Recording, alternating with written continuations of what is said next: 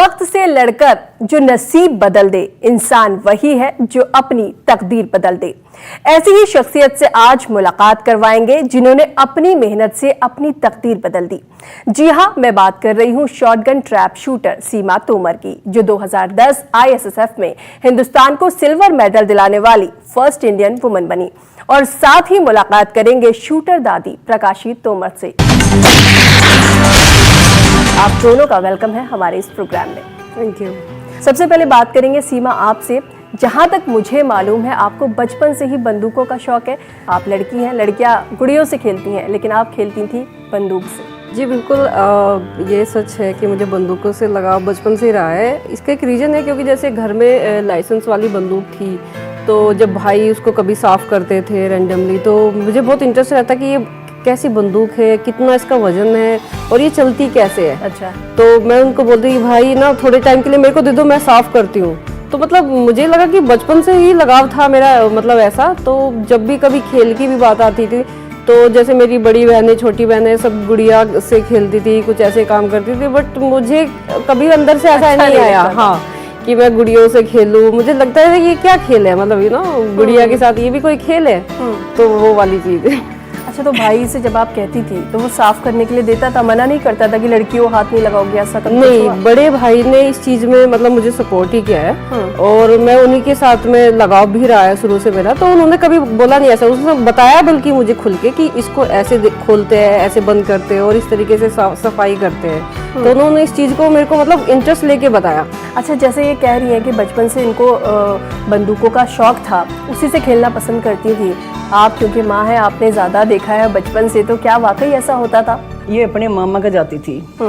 एक साल में एक बार वहाँ मेला भरता था, तो मेले में जाते थे। बेटे के लेगी तू? कि बंदूक लूंगी। अरे कुछ और ले ले। नहीं कुछ नहीं चाहिए, बंदूक चाहिए। तो जीविया 11वीं क्लास में आएगी, इसका स्कूल में गोले भाले का मैच होता, इसे शौक लग गया, गोला भाला फेंकने लगी। अच्छा। तो कोच ने बताया घर आके कि सीमा को तो बहुत इंटरेस्ट है इसमें, इसे गोला भाला का शौक बहुत है, इसमें करवा दो। कोच कोचिंग भी दे लेगा घर पे आके। अच्छा। यूपी स्टेट हुआ था। यूपी स्टेट में इसके भाई गए गैर, उन्होंने फोन करा कि सीमा को बधाई हो, और मम्मी तो जब बधाई हो। अच्छा। सीमा ने गोल्ड मेडल ले लिया, बहुत अच्छी बात है। अच्छा। तो चल पड़ी है उसमें। तो फिर बाद में एक गांव में एक छोटी सी 5-7 मशीन लगा के झोपड़ी के नीचे एक रेंज बनाई। उसमें भी खेल लिया 2 साल, घोड़े भाले में फर्स्ट आती रही। तो फिर इसका अपनी पोती थी मेरी रूबी तोमर, प्रीति तोमर, और इसका सीमा तोमर का एडमिशन करा। फिर लोग कहने लगे ये सियानी हो रही है, ये तो छोटी छोटी थी, एडमिशन नहीं कराना चाहिए। मैं वापस ले लिया। लेकिन जैसे जिस गांव से आप हैं सीमा, आपने भी वहाँ का माहौल देखा है, वहाँ पे लड़कियों को पढ़ने के लिए भी बाहर नहीं भेजते हैं। ऐसे में आपके गांव में शूटिंग रेंज खुलती है और वहाँ पर आप सोच रहे हैं कि आप ट्रेनिंग के लिए जाएंगे, खासकर आपके अपने ही घर के जो फादर हैं या आपके ब्रदर हैं वो तक इसके खिलाफ थे, तो बहुत मुश्किल नहीं था और गांव भी एक तरह से साथ नहीं देता आपका। तो जी बिल्कुल ये था, क्योंकि लेकिन मुझे ना खेलों से लगाव था और बंदूक से खास तौर से था। तो मैं चाह रही थी कि कैसे भी करके मुझे ना बस मौका मिले। तो मुझे शायद वैल्यू तब पता चली गेम की कि मुझे बस एक बार मौका दे दे, जीत के मैं दिखाऊंगी, मतलब मेरी इच्छा ये थी। तो इसीलिए मैंने फोर्स किया था मम्मी को। मम्मी ने घर से छुप के मेरा एडमिशन भी करा दिया। और एडमिशन कराने के बाद जब भाई को पता चला तो उन्हें लगा नहीं ये अच्छा ऐसा माहौल नहीं है, इतना ओपन लड़कियों के लिए खास तौर से, वहाँ पे बहुत लड़के आते हैं, अच्छा नहीं है, तो कैंसिल करवाओ। तो फिर 15 दिन बाद मेरा एडमिशन कैंसिल करा दिया। अच्छा। फिर तो मुझे काफी बुरा लगा और मैं हर दिन रोती सी रही। मतलब मुझे ऐसा लगता था कि यार इतना अच्छा करना चाहती हूँ और करने नहीं दिया जा रहा। तो मैंने कहा इतना अजीब। तो मुझे लगा कि यार शायद लड़की होने में कुछ बुरी बात है क्या। मुझे ऐसा लगता था कि मतलब क्यों नहीं इतनी सारी चीजें, सुविधाएं हम लोगों को क्यों नहीं। जैसे भाई भी बाहर घूमते रहते हैं, सारी चीजें वो कर सकते, बट हम क्यों नहीं कर सकते। तो मम्मी को मैं फोर्स करती रही, मम्मी कैसे भी करके, मुझे नहीं पता, मुझे तो खेलना है, चाहे छुप के खिलाओ चाहे ना बता के खिलाओ, मुझे तो कैसे भी मेरा एडमिशन। लेकिन इससे पहले आपने किसी को देखा था खेलते हुए? ये शौक कैसे पैदा हो गया कि चलिए बचपन से खेल रही थी वो अलग बात है, लेकिन इसमें करियर बनाना है, ये कैसे दिमाग में आया? मुझे लगता है अगर आपका इंटरेस्ट किसी चीज में है ना, तो फिर आप ज्यादा लंबा नहीं सोचते, बस आपको लगता है कि एक मौका मिले आपको कि मैं ना खेलूं और मुझे लग रहा है मैं ये बेस्ट करूंगा, ऐसे वाली फीलिंग। तो मुझे क्योंकि जब पेपर भी आते रहते घर पे, तो जसपाल राणा का नाम पढ़ती थी मैं कि शूटिंग में इतने मेडल जीत रहे, देश इतना मेडल जीत रहा है, तो शायद वो चीज मुझे काफी क्लिक करती थी। तो मुझे भी लगता है यार मुझे भी खेलना है, और बंदूक से लगाव था ही, तो मुझे बस ये था कि मुझे किसी कंपटीशन में खेलना है। और मुझे पता है लड़कियों के नाम आते नहीं थे पेपर में, लड़कों के खासतौर से आते कि उन्होंने जीता, मेडल जीता। लड़कियों मुझे लगता कि यार शायद वो लड़की मैं ही तो नहीं कि मेरा नाम आएगा, मैं जीत रही हूँ ऐसा करके। तो वही मैंने मम्मी को फोर्स किया, मम्मी फिर वापस से मुझे और भतीजी को थी वापस फिर ले जाने लगी छुप के, वो भी छुप कर, किसी को बताया नहीं आपने? तीनों के मैं 7 जान लगी, तो 2-4 इनके तो वहाँ करवा दी मैं एडमिशन। ये तो वहाँ प्रैक्टिस करने लगी इसकी पिस्टल की, वहाँ बंदूक नहीं थी, पिस्टल की, पिस्टल में कराई या राइफल में कराई। तो मैं भी अपना 2-4 दिन बैठ के देखा कैसे बैलेंस बनवावे, कैसे छर्रा भरवावे, कैसे लोड करवावे। अच्छा, आप देख रही थी? हाँ, तो 2-4 दिन के बाद मैं कहने लगी, वो कहने लगा कुछ दादी छर्रा चला के देखे। मैं कहा हाँ। अच्छा, जैसे आपकी अभी फिल्म आई थी तो उसमें भी हमने यही देखा कि आप इनको सिखाने लेकर जाती हैं, ये निशाना नहीं मार पाती है, घबरा जाती है और आप निशाना मारती हैं। ठीक वैसा ही हुआ था? वैसे ही क्या है इसमें? ये उठाया और लगाया ना सदा। फिर ते बुल सही ताई वो निशान मारा जो छर्रा, वो अच्छा लगा। कहने दादी बहुत अच्छा करेगी। मैं कहती नहीं, मुझे तो लड़की खिलानी, मैं अपनी खेलती। कहने का लोगों का तो कहने का काम है, तो इनकी गैर तो आई करेगी और प्रैक्टिस करती रहो, और इन थारे को कोई बताने का नहीं। तो आपने जब उन्होंने कहा फिर आपने निशाना मारा तो आपका निशाना लग गया? बहुत बढ़िया लगा। अच्छा, आपको हैरानी नहीं हुई नहीं कि मम्मी ने कभी चलाई नहीं है, आपकी जो माँ है उन्होंने कभी चलाई नहीं है पिस्टल, और पहले ही निशाने में उन्होंने निशाना लगा दिया जगह पर? काफी मुझे देख के अच्छा लगा कि मैंने कहा वाओ। मैंने कहा फिर यार मतलब बेसिक क्या होता है कि शूटिंग को समझना बहुत जरूरी है, गेम क्या है। और इन्होंने जो चलाया इसलिए बिकॉज इन्होंने काम इतना किया हुआ था, तो इनके हाथ स्ट्रॉन्ग थे। लोग प्रैक्टिस करते हैं बेसिकली हाथों को रोकने के लिए, ताकि वाइब्रेशन नहीं हो और हाथ होल्ड हो, तभी एक अच्छा बैलेंस चाहिए होता है, क्योंकि वो बहुत वजन होता है उसमें। राइट। तो उसका बेनिफिट इनको था पहले, बिकॉज इन्होंने काफी हैवी काम किए हुए थे, तो उन्होंने उठा के आराम से, और दिल में एक डर जो होता है वो इनके पास था नहीं, पहले से मजबूत थी। राइट। जैसे इन्होंने बताया कि आपको सिखाने जा रही थी साथ में, लेकिन निशाना पहले इन्होंने मारा, फिर उसके बाद क्या हुआ? इसकी किट बनवाई, इसे पिपसाइडी में खिलाया, इन्हें 15 दिन में मेडल ले लिया। अच्छा, खिलन गई जो यूपी स्टेट। कोच ने कहा कि दादी वो दिमाग का खेल है, सीमा में बहुत दिमाग है, 15 दिन में मेडल ले लिया। एक 6-6 महीने में मेडल नहीं होता। तो घर में तो मालूम नहीं था किसी को? नहीं, आप दोनों को ही पता था? हाँ, मेरे न्यूज़ पेपर में कहीं कुछ आ रहा था, घर पे पता चला या नहीं चला? नहीं, एक्चुअली इसका तो पता चल गया था। बिकॉज ये बहुत एक्सपेंसिव गेम है, जैसे कि मैं बताऊं तो जब कोच ने मम्मी को बताया कि देखो इस गेम को एक बार खेलने के लिए ही इसके 5,000 रुपए लगेंगे। अच्छा, तो आप बताओ क्या करना है? ट्रैप का दिए आपने पैसे? किसने दिए? हाँ, मैं कहने की मैं लगाऊंगी चाहे 10 भी लगो, हम ट्रैप का मैच करवाएंगे। मैंने गोल्ड मेडल ले लिया। 2 दिन गई, दोनों दिन गोल्ड मेडल ले लिया। आर्मी का सीओ आ रहा था अपने लड़के को लेकर, वो कहने का दादी सीमा तो आर्मी में बहुत अच्छी चलेगी। जिनने पहले दिन 2 गोल्ड मेडल ले लिए 2 ही दिन में, तो इसका तो मैं सिलेक्शन ही भी कर लिया।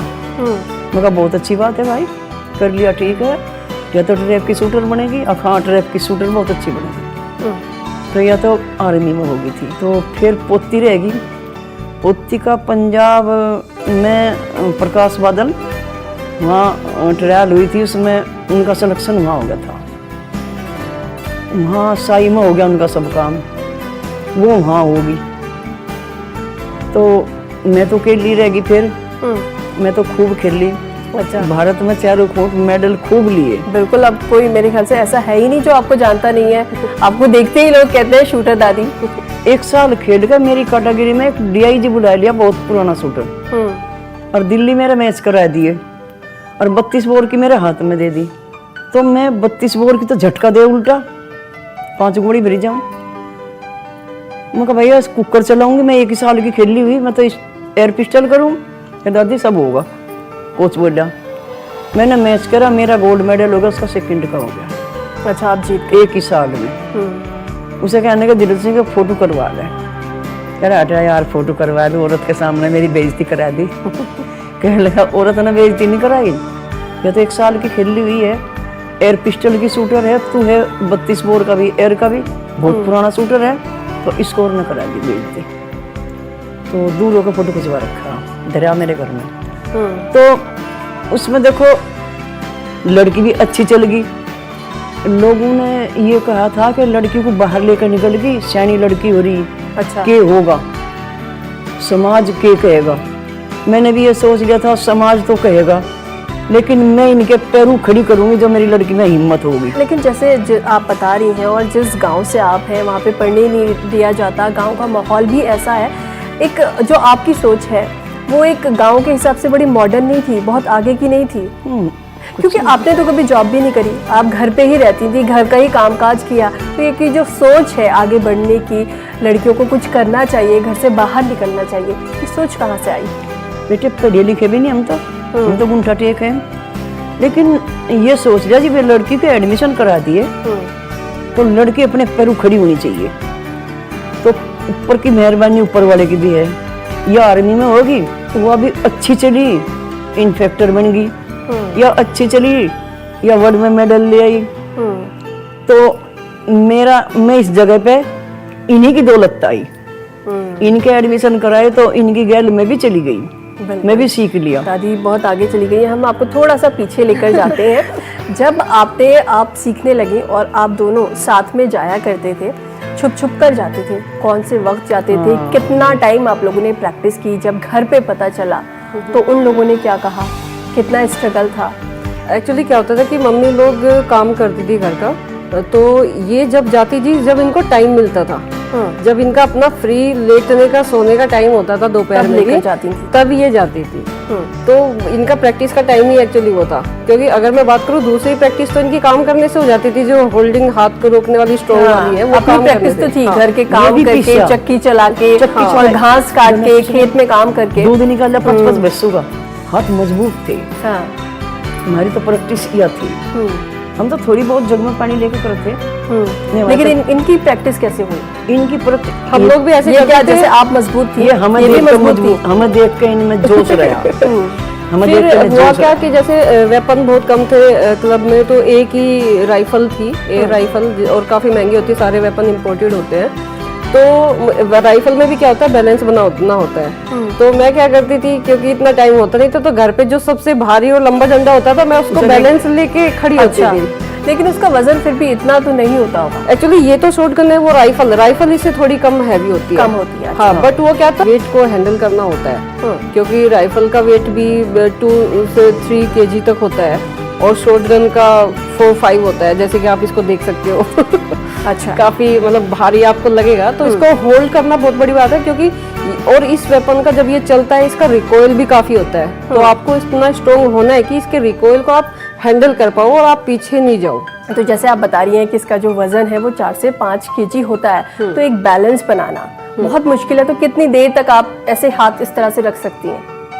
एक्चुअली वो बैलेंस का क्या इसका सीन होता है, ये प्रॉपर शोल्डर पे लग के दोनों पूरे एक्चुअली बॉडी पार्ट के, पूरी बॉडी के साथ ही आपका जाता है। एक खाली हम सिंगल हैंड से इसको होल्ड नहीं करते, क्योंकि ये शॉर्ट गन है, और हमारा जो गेम है वो रनिंग टारगेट है। अच्छा। यानी कि हवा में जो क्ले बर्ड उड़ रहा है उसको उड़ते हुए को मारना। तो ऐसा वो, इसीलिए मेरे को, क्योंकि मैं एक राइफल में थी, राइफल में होने के बाद मैं इस इवेंट में गई, क्योंकि मुझे पता था मेरे घर वाले ये इवेंट नहीं खिला सकते, क्योंकि बहुत महंगा गेम है। बट मुझे इतना पता था कि अगर मैंने एक बार इसको खेला और मेरे आर्मी के सीओ ने मेरे को अगर देखा, तो वो मेरे को पता है वो चेंज करा देंगे मेरा गेम। अच्छा, तो मुझे पता था कि मौका मिल गया तो मैं इसमें मेडल जरूर लूंगी, क्योंकि मेरे को इंटरेस्टिंग गेम लग रहा था काफी। हवा में कोई क्ले टारगेट उड़ रहा है, आप उसको मार रहे हो, एक्चुअली इंटरेस्टिंग गेम है और मुश्किल भी है। हाँ, ओके। अच्छा सीमा, इसके बाद ये बताइए कि जैसे आप शूटर बनने की राह पर निकल चली थी, लेकिन साथ ही साथ आपने संस्कृत में एमए भी किया। तो आपने इतनी मुश्किल लाइन क्यों चुनी? एक तो बहुत महंगा गेम है, ऊपर से ऐसे गांव से थी जहाँ पे लड़कियों को निकलने नहीं देते, क्यों इतना स्ट्रगल करना है? आपने संस्कृत से एमए किया था, आप सिंपल टीचर बन जाती। जी, मैं टीचर तो बन जाती और मैं फर्स्ट डिवीजन से पास भी हुई थी। कंसंट्रेशन अच्छा था मेरा, लेकिन मुझे लगा कि मैंने सवाल किया क्या मुझे क्या कोई मतलब चेयर पे बैठने वाला जॉब करना, जो मैं इतने घंटे चेयर पे बैठी रहूं और एक टीचर बनूं, मतलब मुझे नहीं लगता कि मतलब ऐसा कोई मुझे मेरा फ्यूचर ऐसा होना चाहिए। मुझे लगा कि फ्यूचर ऐसा होना चाहिए जो आपको बहुत सारे लोग जाने, आपका नाम जाने, आप कहाँ से हो, आपने क्या किया, देश विदेश में भी जाने। तो फिर मैंने एकदम सब कुछ चेंज किया। मैंने कहा मेरे को टीचर नहीं बनना, मेरे को स्पोर्ट्स में ही जाना है, स्पोर्ट्स से लगाव है और इसी में मेरे को अपना फ्यूचर भी बनाना है। अच्छा, जब आपके घर में पता चला है ना, जैसे आपके फादर, आपके भाई आपके सपोर्ट में नहीं थे, जब उन्हें पता चला तो क्या कभी पिटाई भी हुई?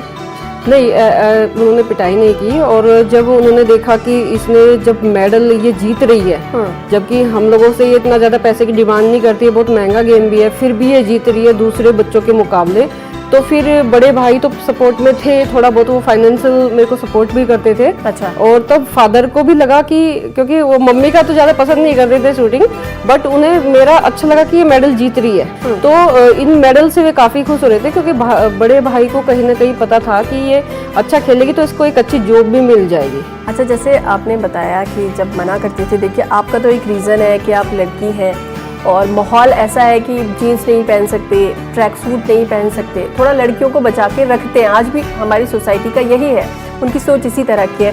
अगर लेकिन जब दादी खेलती थी तो दादी को क्यों मना करते थे? क्या उन्हें ये तो नहीं लगता था कि दादी भी बहुत एडवांस हो जाएंगी, जीन्स पहनने लगेंगी, ट्रैक सूट पहनेंगी? आपको क्या लगता है कि इनको मना करने के पीछे क्या रीज़न था? मना करने का ये मकसद था कि बुढ़िया हो रही, दुनिया मजाक उड़ावेगी, ये बुढ़िया जाएंगी कारगिल में। अच्छा। ये उनको बुढ़िया हो रही, कहाँ खेल लेंगी, ये तो मजाक करवाएंगी। तो ये तो एक अच्छी बात थी ना, इस उम्र में आप अपना नाम बना रही हैं, दुनिया आपको जान रही है। आज अगर आपके गांव को लोग जानते हैं तो सिर्फ आपकी फैमिली की वजह से। लोग समझते तो नहीं इस बात को, समाज में, गांव में नहीं समझते इस बात को। अभी तो कहें लोग, पहले तो लोग अंगली लगाते उनका भी, ये कहाँ जाएंगे फिर बुढ़िया, मजाक उड़ावे दुनिया इनकी। इवन अगर मैं शूटिंग की भी बात करूँ, जब हम लोग कंपटीशन खेलने के लिए जाते थे, मम्मी हम लोगों के साथ जाती थी, ये भी खेलती थी, तो इनका जो ड्रेस होता था शुरू से लेकर आखिरी तक यही रहता था। तो इनका बेस्ट चीज ये था कि इन्होंने कभी ड्रेस को अपना चेंज नहीं किया। तो वहाँ पे बच्चे भी, इवन फैमिली भी, जो पेरेंट्स आते रहते थे या जो प्लेयर थे ऑलरेडी, जो इनकी एज के भी थे, जो खेलते थे, तो देख के बड़ा हंसी मजाक करते थे कि देखो ये कैसी ड्रेस पहन रही है, देखो। तो बच्चे भी करते, तो हमें एज ए बच्चे हम लोगों को भी बुरा लगता था कि यार हमारी मम्मी को ना मजाक उड़ा रहे हैं। तो मम्मी को मैंने बोला, मम्मी आप ये ड्रेस को चेंज कर सकते हो क्या? मतलब अच्छा, आपने कहा था? हाँ, कि मतलब लोग ऐसा मजाक बना रहे हैं ऐसा। तो मम्मी ने मुझे एक बार बोला कि पहचान कपड़ों से नहीं होती, काम से होती है। तो इन्होंने भी खूब इग्नोर किया लोगों को और हमने भी इग्नोर किया। तो आज वही और बच्चे, वही सब पेरेंट्स हैं जो आज इनके पैर छूते हैं। अच्छा, कभी आपको ताज्जुब नहीं हुआ कि आपकी जो मदर है वो ऐसे गांव में रहकर भी कभी बाहर नहीं गई, जॉब नहीं किया, और फिर भी उनकी सोच ऐसी है? तो मुझे लगता है कि हर एक घर में एक भी आदमी ऐसे सोच विचारों का हो जाए तो मुझे लगता है काफी समाज ना चेंज हो सकता है, बहुत अच्छे नंबर्स में।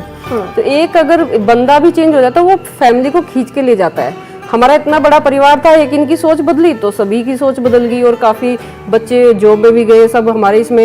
इवन मैं बात करूँ तो मुझे लगता है एशिया की सबसे बड़ी शूटिंग फैमिली हमारी है, जिसमें कि कम से कम 7-8 बच्चे तो नेशनल प्लेयर है, जिसमें कि 2-3 हम इंटरनेशनल मेडलिस्ट भी है। आप इतने स्ट्रगल के बाद ऐसी फैमिली से, ऐसे गांव से बाहर आए और फिर 2010 में आपने एक बड़ा कमाल कर दिया। क्या था वो कमाल? जब 2010 का मेरा नेशनल ये था अपना वर्ल्ड कप, तो मैं गई और वहाँ पे काफ़ी लंदन में काफ़ी ठंड थी। फर्स्ट टाइम मैं फाइनल में आई, तो जब मैं फाइनल खेल रही थी तो मेरा first target loss, second target loss, third target भी लॉस्ट। अच्छा। मेरे पैर कांपने लगे तब, क्योंकि 25 टारगेट्स का फाइनल होता है।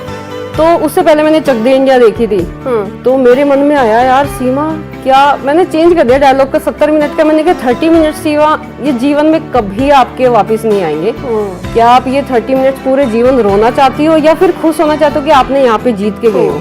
और यहाँ तक पहुंचकर हार कर जाना तो अच्छा नहीं लगे। बिल्कुल। तो वो मैंने अपने आप को एकदम से, ये मेंटल गेम एकदम से मेरी ना एकदम चेंज हो गया गेम। और मैं पूरे टारगेट हिट करती चली गई, तब जाके सिल्वर आया। अच्छा, तो उस टाइम कैसा लग रहा था? मतलब एक नया बहुत ही बहुत अच्छा। बड़ा काम और किया आपने। एक मुझे लगता है एक प्लेयर की लाइफ में ना, जब आप विदेश में जाके अपने देश का झंडा फहराओ, और हमारे इंडिया का वो तब एक ही मेडल आया था उस वर्ल्ड कप में, तो मुझे इतनी ज्यादा खुशी थी कि मैं उसे बयान नहीं कर पा रही थी। अच्छा सीमा, आपकी शादी भी हुई, लेकिन शादी आपकी कामयाब नहीं हो पाई, तो उसके पीछे क्या वजह थी? वजह सबसे बड़ी है सोच विचारों की। पहले क्या होता था कि लड़की अपने पैरों पे खड़ी नहीं होती थी, और जब ससुराल में ऐसा कुछ होता था सुसाइड कर लेती थी। इससे ज्यादा उनके ऊपर कुछ था नहीं बिचारियों के। तो फिर मुझे लगा कि अगर आज पढ़े लिखे परिवार में आप लोगों की आपस में नहीं बन रही है, तो मुझे लगता है कि आप सेपरेट हो जाओ। बेस्ट वे ये है, क्योंकि हम लोग किसी के ऊपर डिपेंड नहीं है, इसीलिए जरूरी है लड़कियों का अपने पैरों पे खड़ा होना। तो जहाँ विचार नहीं है तो वहाँ फिर शादीशुदा जिंदगी का भी कोई फायदा नहीं है।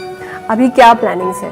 अभी मेरी कल परसों हम लोगों की ट्रायल्स खत्म हुई है, जो कि अभी 2 वर्ल्ड कप के लिए मेरा सिलेक्शन हुआ है, जो कि मार्च में साइप्रस में होगा। उसके बाद मार्च में ही दिल्ली में हमारा वर्ल्ड कप है। तो अपने देश में जीतना एक बहुत बड़ी बात होती है, तो मेरी तैयारी एक्चुअली उसी के लिए है।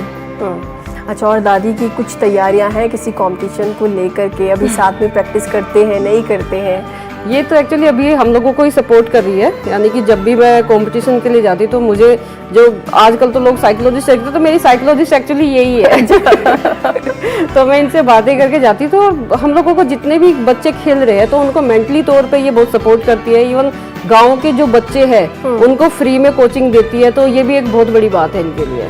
अच्छा, इसके अलावा, शूटिंग के अलावा आपको गाने का भी शौक है जी। तो आप सिर्फ सुनना पसंद करती हैं या गाती भी हैं? एक्चुअली दोनों ही चीजें, अगर गाना गाती हैं तो हमारे व्यूवर्स जरूर आपको सुनना चाहेंगे। ओके, मेरा एक फेवरेट गाना है तुम बिन, मैं थोड़ा सा गाऊंगी उसमें। अगर दादी भी साथ दे पाए। मेरे पे गाना नहीं आता बेटे। चलिए आप गाइए, आप साथ दे देंगी। ओके। तुम बिन जिया जाए कैसे, कैसे जिया जाए तुम बिन, सदियों से लंबी है रातें, सदियों से लंबे हुए दिन, आ जाओ लौट कर तुम, ये दिल कह रहा है, तुम बिन जिया जाए कैसे, कैसे जिया जाए तुम बिन। जितना हुनर आपके हाथों में है उतना ही हुनर आपके गले में भी है। आप दोनों अपनी बिजी लाइफ में से वक्त निकालकर हमारे स्टूडियो में आए, अपनी ज़िंदगी के बारे में हमें बताया। आप दोनों का यहाँ आने के लिए बहुत बहुत शुक्रिया। और ये परवाज़ यहीं पे ख़त्म होता है।